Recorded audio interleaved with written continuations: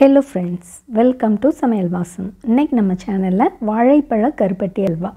ரெண்டு பொருள் போதும். வாழைப்பழமும் கருப்பட்டியும் இருந்தா போதும். ரொம்ப ஈஸியா செஞ்சிடலாம். ரொம்ப ஹெல்தியான ரெசிபியும் கூட. வாங்க எப்படி செய்யறதுன்னு பார்த்துடலாம். நான் இன்னைக்கு இந்த சைஸ்ல 3 வாழைப்பழம் எடுத்துர்க்கேன். இதை விட நல்லா பழுத்து இருந்தாலும் ரொம்ப நல்லா இருக்கும். சோ இது போல 3 வாழைப்பழத்தை சின்ன சின்ன பீசஸா மிக்ஸி ஜார்ல கட் பண்ணி சேர்த்துட்டு அதை நல்லா நைஸா அரைச்சு எடுத்து வச்சுக்கலாம். இது அப்படியே இருக்கட்டும். இது கருப்பட்டி 3 வாழைப்பழத்துக்கு நான் 1/4 கிலோ கருப்பட்டி எடுத்தேன். கரெக்ட்டா இருந்துச்சு. சோ கருப்பட்டியையும் தட்டி ஒரு பவுல்ல எடுத்து வச்சுக்கலாம். இப்போ ஒரு பவுல்ல கருப்பட்டி சேர்த்துட்டு அது மூழ்கிற அளவு மட்டும் தண்ணி சேர்த்துட்டு அது ஸ்டவ்ல வச்சு நல்லா கரைச்சு எடுத்துக்கலாம். பதமெல்லாம் தேவையில்லை.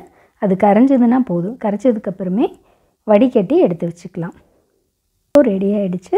வாழைப்பழமும் அரைச்சு வச்சாச்சு. இப்போ நம்ம அல்வா செய்ய ஆரம்பிச்சிடலாம். ஒரு panல 3 டீஸ்பூன் நெய் சேர்த்துக்கலாம். உங்களுக்கு நெய் பிடிக்காதுனா நீங்க கொஞ்சம் எண்ணெய் சேர்த்துக்கலாம். சேர்த்துட்டு அதுல முந்திரி வறுத்து எடுத்து வச்சுக்கலாம். அதே போல திராட்சையும் கொஞ்சம் வறுத்து வேற ஒரு பவுலுக்கு ட்ரான்ஸ்ஃபர் பண்ணி வச்சிடலாம்.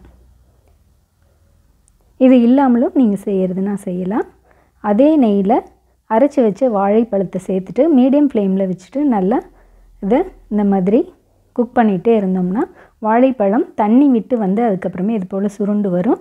அதுக்கு அப்புறமே பாதி கருப்பட்டியை இதில சேர்த்துறலாம்.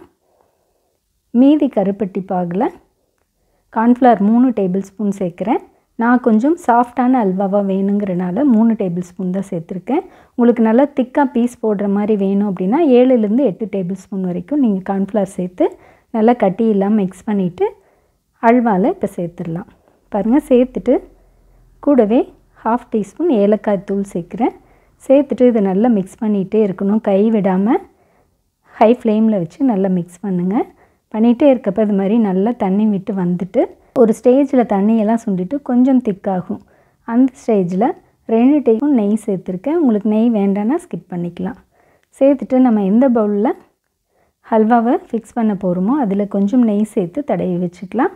இப்போ வறுத்து வச்ச முந்திரி திராட்சை இதல சேர்த்துட்டு ஹல்வா நல்லா சுருண்டு வர வரைக்கும் மிக்ஸ் பண்ணிட்டு அதுக்கு அப்புறமே பவுலுக்கு ட்ரான்ஸ்ஃபர் பண்ணிடலாம். ஒரு ஸ்பூன்ல நெய் தடவிட்டு இது மாதிரி மேலே நல்லா ஃப்ளாட் பண்ணி விட்டுடுங்க. நல்லா டேப் பண்ணி விட்டுட்டு இத அப்படியே 3 ஹார்ஸ் ஆற விட்டுடுங்க. பாருங்க இப்போ 3 மணி நேரம் ஆயிடுச்சு. ஹல்வா நல்லா செட் ஆயிடுச்சு. அதை வேறொரு பிளேட்டுக்கு ட்ரான்ஸ்ஃபர் பண்ணிடலாம். சாஃப்ட்டா வேணும்ங்கறனால நான் 3 டேபிள்ஸ்பூன் தான் கார்ன்ஃப்ளவர் சேர்த்திருக்கேன்.